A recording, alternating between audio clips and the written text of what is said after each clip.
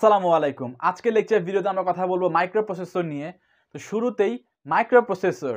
Microprocessor তো micro মানে আমরা বুঝছি ক্ষুদ্র, বাট প্রসেসর কি?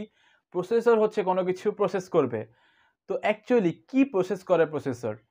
যে কোনো প্রোগ্রাম প্রসেস করে প্রসেসর। তো আমরা যে জায়গায় দেখব প্রোগ্রামিং, আমাদের মাথায় থাকতে হবে যে আমাদের যে ডিভাইস রয়েছে সেই ডিভাইসের মধ্যে প্রসেসর রয়েছে।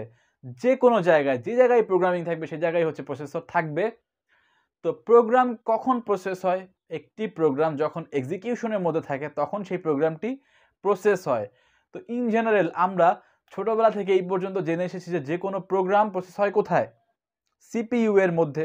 বাট আমি এখন বলছি যে প্রোগ্রাম প্রসেস হয় মাইক্রোপ্রসেসরের মধ্যে। কনফিউশন লাগছে অবশ্যই। তো কনফিউশন লাগা যাবে না, কারণ আমাদের সিপিইউ বা সেন্ট্রাল প্রসেসিং ইউনিটই হচ্ছে আমাদের মাইক্রোপ্রসেসর। তো সিপিইউ এর মধ্যে কি থাকে? এএলইউ থাকে এবং সিইউ থাকে। এএলইউ মানে হচ্ছে অ্যারিথমেটিক লজিক ইউনিট এবং কন্ট্রোল ইউনিট। তো এএলইউ বা কন্ট্রোল ইউনিট এই দুইটা জিনিসই থাকবে হচ্ছে মাইক্রোপ্রসেসরের মধ্যে, এবং মাইক্রোপ্রসেসরে থাকে হচ্ছে রেজিস্টার বা রেজিস্টারের অ্যারে। তো এএলইউ বা অ্যারিথমেটিক লজিক ইউনিট কি করে থাকে? বিভিন্ন অ্যারিথমেটিক যে অপারেশন রয়েছে সেই অপারেশন পারফর্ম করে। লজিক ইউনিট হচ্ছে লজিক্যাল অপারেশন পারফর্ম করে। অ্যারিথমেটিক অপারেশন কি কি রয়েছে? যোগ, বিয়োগ, গুণ, ভাগ। Logical operation logical and, logical or, complement, এগুলো হচ্ছে লজিক্যাল অপারেশন। দেন হচ্ছে কন্ট্রোল ইউনিট। তো কন্ট্রোল ইউনিটের কাজ কি? ডেটা ফ্লো করা। এখন ডেটা কোন দিকে যাচ্ছে বা আসছে সেটা ফ্লো রাখা, কন্ট্রোল রাখা। সে আমরা মেমোরি থেকে কোনো কিছু ইনপুট নিলাম, তো সেক্ষেত্রে হচ্ছে ডেটা ফ্লো মেমোরি থেকে সিপিইউ এর দিকে থাকবে, বা রেজিস্টারের মধ্যে আমরা রাখলাম। দেন হচ্ছে কোনো একটা অপারেশন পারফর্ম করার পরে আমরা আবার আউটসাইড ওয়ার্ল্ডে পাঠিয়ে দিচ্ছি। তো কন্ট্রোল কোন দিকে থাকবে? মাইক্রোপ্রসেসর থেকে আউটসাইড ওয়ার্ল্ডের দিকে বা আউটপুট ডিভাইসের দিকে। তো সেই সকল কন্ট্রোল ফ্লো রাখে হচ্ছে আমাদের কন্ট্রোল ইউনিট। এবং রেজিস্টার বা রেজিস্টারের অ্যারে, আমরা যদি কোনো ডেটা নেই মেমোরি থেকে, কোনো ইনস্ট্রাকশন নেই, যাই নেই না কেন, তো টেম্পোরারি হোক, পার্মানেন্ট হোক, বা যে কোনো কাজের জন্য হোক, আমাদের এই রেজিস্টারের, এই মাইক্রোপ্রসেসরের মধ্যে কোথাও না কোথাও তো স্টোর করে রাখতে হয় যতক্ষণ পর্যন্ত এক্সিকিউশনের মধ্যে থাকে, তাই না? তো কোথায় থাকবে সে? থাকবে হচ্ছে রেজিস্টার বা রেজিস্টার অফ অ্যারের মধ্যে। তো টাইপ ভেদে বিভিন্ন রকমের রেজিস্টার হতে পারে, এগুলো সামনে আমরা জানবো। তো একটি ফেমাস কোশ্চেন প্রায় আমাদের পরীক্ষায় চলে আসে, what's the difference between microprocessor and microcomputer. এটা প্রায় পাবেন আপনি আপনার পরীক্ষায়, মাইক্রোপ্রসেসর পরীক্ষায় ফার্স্ট কোশ্চেন এটা থাকবে যে মাইক্রোপ্রসেসর এবং মাইক্রোকম্পিউটারের মধ্যে ডিফারেন্স কি। তো মাইক্রোপ্রসেসর কি আমরা তো বুঝে গেলাম, বাট এখন জেনে নেওয়া যাক যে মাইক্রোকম্পিউটার কি। তো দেখা যাক, এই যে এই পোর্শনটা আমরা দেখতে পাচ্ছি, এই পোর্শন আর এই পোর্শন সেম। তো এই পোর্শন কি? এই পোর্শন হচ্ছে মিউপি বা মাইক্রোপ্রসেসর। তো এই পোর্শন কি? এই পোর্শন হচ্ছে মিউপি বা মাইক্রোপ্রসেসর। বাট এইখানে মিউপির সাথে আশেপাশে কিচ্ছু নেই, বাট এখানে আশেপাশে ইনপুট দেখতে পাচ্ছি, আউটপুট দেখতে পাচ্ছি, মেমোরি দেখতে পাচ্ছি। এবং মিউপিটা রয়েছে কোথায়, বা মাইক্রোপ্রসেসর রয়েছে মাঝখানে বা সেন্ট্রাল পয়েন্টে। তো মাইক্রোকম্পিউটারের ক্ষেত্রে মাইক্রোপ্রসেসর সেন্ট্রাল প্রসেসিং ইউনিট হিসেবে কাজ করে। মাইক্রোকম্পিউটারের ক্ষেত্রে মাইক্রোপ্রসেসর সেন্ট্রাল প্রসেসর হিসেবে কাজ করে, অর্থাৎ মাইক্রোকম্পিউটারের মধ্যে সেন্ট্রাল জায়গা থাকবে হচ্ছে মিউপি, এবং তার সাথে আরও থাকবে ইনপুট আউটপুট ইউনিট এবং মেমোরি। তো ডিফারেন্সটা কোন জায়গায়? এখন আমরা যদি মনে করি যে মাইক্রোপ্রসেসরের সাথে আলাদা করে ইনপুট লাগানো হয়েছে, আউটপুট লাগানো হয়েছে, মেমোরি লাগানো হয়েছে, তারপর হয়েছে মাইক্রোকম্পিউটার, এই থিঙ্কিং যদি আপনার মাথায় এখন এসে থাকে, টোটালি ভুল ধারণা। কারণ এটা হচ্ছে একটা চিপ, এটা একটা চিপ, এই পুরোটা মিলে। এমন না যেদিক দিয়ে জোড়া লাগাইছে, এদিকে একটা জোড়া লাগাইছে, এদিকে একটা জোড়া লাগাইছে, হয়ে গেল মাইক্রোকম্পিউটার, তা না। এইটা হচ্ছে একটা সেপারেটেড চিপ, এই টোটালটা হচ্ছে একটা চিপ, যে চিপের মধ্যে মাইক্রোপ্রসেসর সেন্ট্রাল প্রসেসর হিসেবে থাকতেছে। তো এই প্রসেসরের ক্ষেত্রে বা মাইক্রোপ্রসেসরের ক্ষেত্রে যদি আমরা কাজ করতে চাই, তাহলে আমাদের কি করতে হবে? আমাদের এক্সটার্নালি একটা ইনপুট ডিভাইস লাগাতে হবে, এক্সটার্নালি একটা আউটপুট ডিভাইস লাগাতে হবে, এক্সটার্নালি একটা মেমোরি লাগাতে হবে। তো আশা করি বুঝতে পারছেন ডিফারেন্সটা কোন জায়গায়।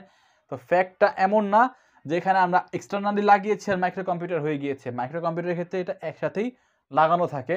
দেন আরেকটা টপিক আমাদের আসে সাথে সাথেই, যে মাইক্রোকম্পিউটারের সাথে সাথে আসলেই মাইক্রোকন্ট্রোলার নিয়ে কথা হবে। তো মাইক্রোকন্ট্রোলার কি? মাইক্রোকন্ট্রোলার হচ্ছে মাইক্রোকম্পিউটারই। তো মাইক্রোকম্পিউটার তো নিজেই ছোট, তারও থেকে যদি ছোট হয় এবং দাম যদি কম হয়, তাহলে সেটা হচ্ছে মাইক্রোকন্ট্রোলার। তো মাইক্রোকন্ট্রোলার মেইনলি ইউজ করা হয় হচ্ছে এমবেডেড সিস্টেম, অর্থাৎ একটি মাত্র কাজের জন্য, মানে স্পেসিফিক কোনো টাস্কের জন্য হচ্ছে মাইক্রো কন্ট্রোলার ইউজ করা হয়ে থাকে।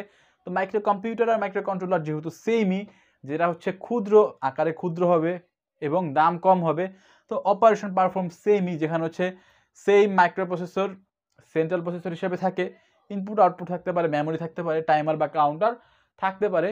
তো এইটা ইউজ করা হয় মেনলি স্পেসিফিক টাস্কের জন্য, সে হচ্ছে ওয়াশিং মেশিনের জন্য বা আমাদের এসির জন্য, যেটা হচ্ছে খোলা যায় না দ্বিতীয়বার, একবার ফিট করে দিছে তো ফিট করে দিছে, খোলা আর যাবে না, এবং সে একটা মাত্র কাজই করবে, তার যতটুকু অপারেশন সে ততটুকু অপারেশন করবে, এর বাইরে কোনো অপারেশন সে করবে না।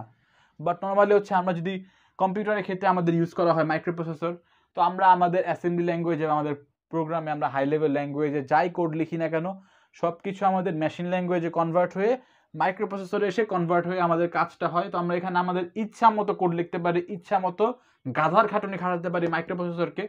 বাট মাইক্রো কন্ট্রোলার বা মাইক্রো কম্পিউটারের ক্ষেত্রে এরকম করা যাবে না। মেনলি হচ্ছে মাইক্রো কন্ট্রোলারের ক্ষেত্রে গাদার খাটুনি আমরা খাটাতে পারবো না, সে একটা কাজই করবে, তার যতটুকু কাজ আমরা বলে দিব বা করে দিব, প্রোগ্রাম করে দিব, সে ততটাই হচ্ছে বারবার বারবার এক্সিকিউট করতে থাকবে।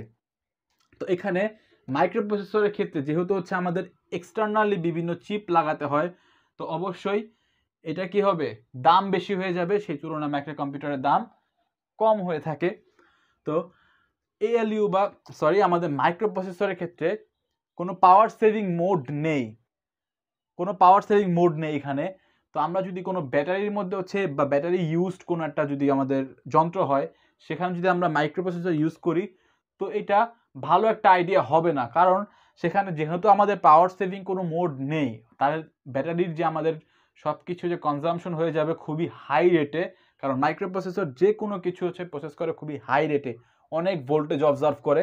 বাট সেই তুলনায় মাইক্রো কম্পিউটার ওরকম ভোল্টেজ অবজার্ভ করে না, কারণ এই মাইক্রো কম্পিউটারের মধ্যে পাওয়ার সেভিং মোড থাকে।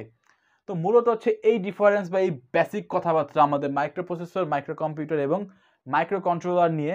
তো এই তিনটা জিনিসের মধ্যে ডিফারেন্স দেখার মাধ্যমে আমরা আজকে শুরু করলাম হচ্ছে মাইক্রোপ্রসেসর লেকচার সিরিজ। তো এই লেকচার সিরিজে আমরা 8085 নিয়ে কথা বলবো, 8086 নিয়ে কথা বলবো, মাইক্রোপ্রসেসরের টাইপ।